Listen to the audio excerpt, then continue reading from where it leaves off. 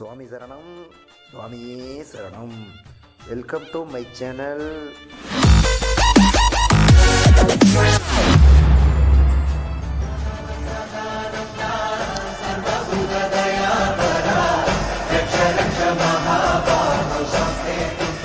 சுவாமி மாலை அணிந்த அனைத்து சுவாமிகளும் கட்டாயம் கன்னி பூஜையில் கலந்துக்கணுங்க.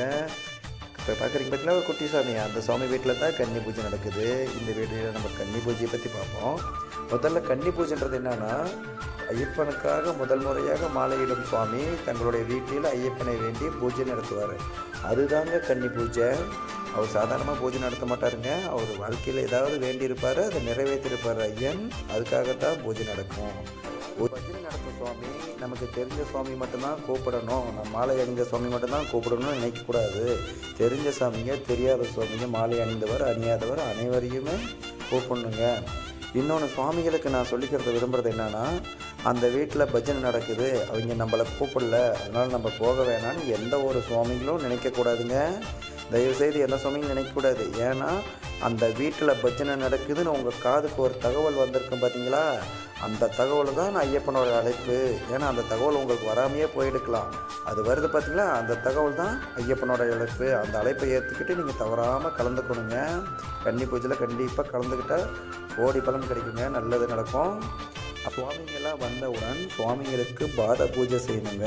பாத பூஜைன்றது என்னன்னா, சுவாமிகளின் கால்களை நீரால் சுத்தம் செய்து சந்தன குங்குமம் இட்டு பூவிட்டு கற்பூரம் தீபாரணை காட்டி சுவாமிகளை உள்ளே வரவழைக்கணுங்க. வந்ததுக்கப்புறம் சுவாமிக்கு தேவையான படையல் வைக்கணும். பொங்கல், தேங்காய், பழம், சுவாமிக்கு என்னென்ன வேணுமோ எல்லா படையல் செய்து பூஜை ரெடி பண்ணிக்கணுங்க. பூஜையில் இன்னொன்று என்னென்னா, கன்னி சுவாமி எந்த ஒரு வேலையும் பூஜை வேலையும் செய்யக்கூடாதுங்க. குருசுவாமி, மகா குருசுவாமி மட்டும்தான் பூஜை தட்டு செய்கிறதோ சுவாமி சம்மந்தப்பட்ட விஷயங்கள் செய்கிறதோ செய்யணும். கன்னி சுவாமியை பூஜை பக்கத்தில் எதுவும் செய்யக்கூடாதுங்க, தப்பு.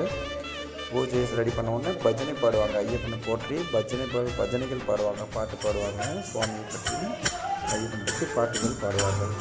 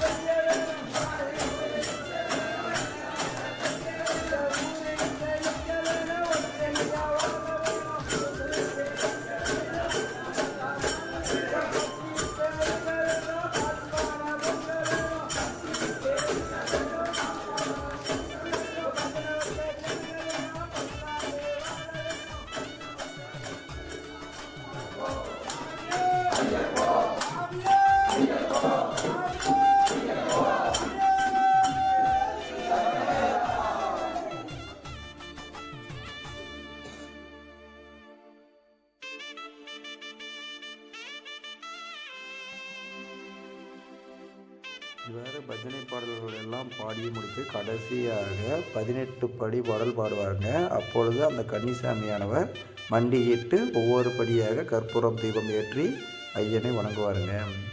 பூஜை முடிந்தவுடன் தீபாரத்தனை காட்டுவாங்க. தீபாரத்தனை முடிந்தவுடன் சுவாமிகளுக்கும் பொதுமக்களுக்கும் அன்னதானம் தயார் செய்து வைத்துள்ள அன்னதானத்தை அனைவருக்கும் வழங்குவாருங்க. அன்னதானத்தில் முக்கியமாக கவனிக்கக்கூடிய விஷயம் என்னென்னா, சுவாமிமார்கள் அன்னதானத்தை வேஸ்ட் பண்ணக்கூடாது, மிச்சம் வைக்கக்கூடாதுங்க. அப்புறம் சாப்பிட்ட உடனே இலையை மடிக்கக்கூடாதுங்க. அந்த இலையானது கன்னிசாமி எடுக்கணும்.